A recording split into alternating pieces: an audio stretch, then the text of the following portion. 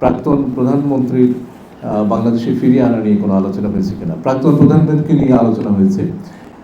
এটি অন্য মন্ত্রণালয় থেকে আসার একটি বিষয় এবং এটি রাজনৈতিক সিদ্ধান্তের বিষয়। তিনি ভারতে অবস্থান করে যে সমস্ত বক্তব্য রাখছেন সেই বক্তব্যের প্রতি আমরা তাদের দৃষ্টি আকর্ষণ করেছি। সংখ্যালঘু সংক্রান্ত ভারতের যে প্রচার মাধ্যমের কথাবার্তাগুলো হচ্ছে এটা আমরা অত্যন্ত জোরালোভাবে বলেছি এবং সেটা আমি আমার প্রারম্ভিক বক্তব্য সেটা উপস্থাপন করেছি যে প্রাক্তন প্রধানমন্ত্রীর বাংলাদেশে ফিরিয়ে আনা নিয়ে কোনো আলোচনা হয়েছে কিনা। প্রাক্তন প্রধানমন্ত্রীকে নিয়ে আলোচনা হয়েছে।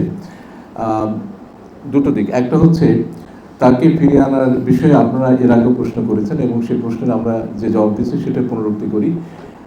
এটি অন্য মন্ত্রণালয় থেকে আসার একটি বিষয় এবং এটি রাজনৈতিক সিদ্ধান্তের বিষয়।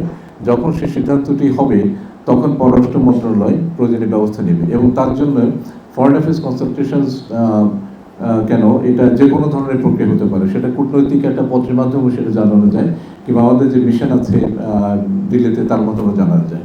তো কাজে এটা হচ্ছে এক নম্বর কথা। দু নম্বর কথা হচ্ছে যে প্রাক্তন প্রধানমন্ত্রী তিনি ভারতে অবস্থান করে যে সমস্ত বক্তব্য রাখছেন সেই বক্তব্যের প্রতি আমরা তাদের দৃষ্টি আকর্ষণ করেছি। আপনারা গতকালে শুনেছেন তিনি একটি বক্তব্য দিয়েছেন এবং সেই বক্তব্যটি সরকার পছন্দ করছেন না এবং তারা যে কথাটা বলেছেন যে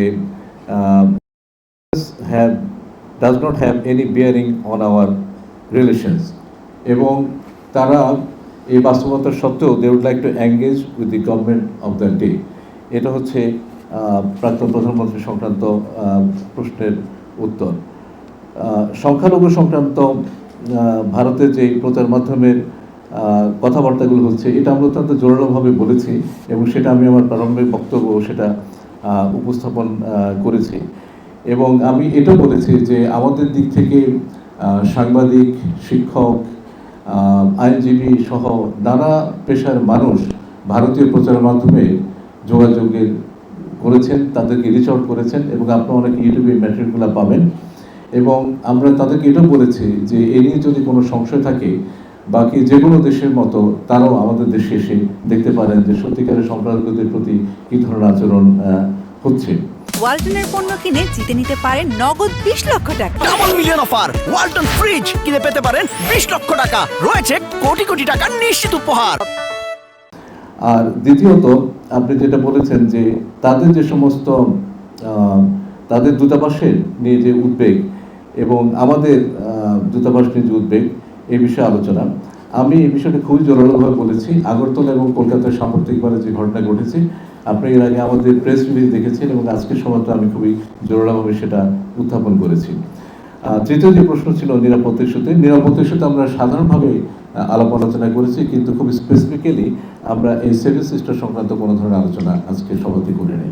প্রথম কথা হচ্ছে যে আমার ধারণা এক ধরনের আন্ডারস্ট্যান্ডিংয়ের গ্যাপ আছে এবং আজকে উনি আমাদের এখানে আসার পরে আমার প্রত্যাশা সেই আন্ডারস্ট্যান্ডিং গ্যাপটা কমবে।